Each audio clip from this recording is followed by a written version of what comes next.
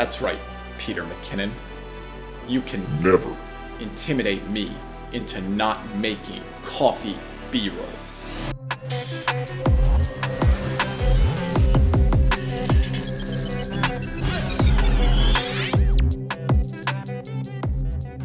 I actually crafted that B-roll sequence for my students. They're high school students learning about cinematography and filmmaking, and since we are in a virtual environment, I wanted to make something that would hopefully motivate them and get them enthusiastic for creating something really cool.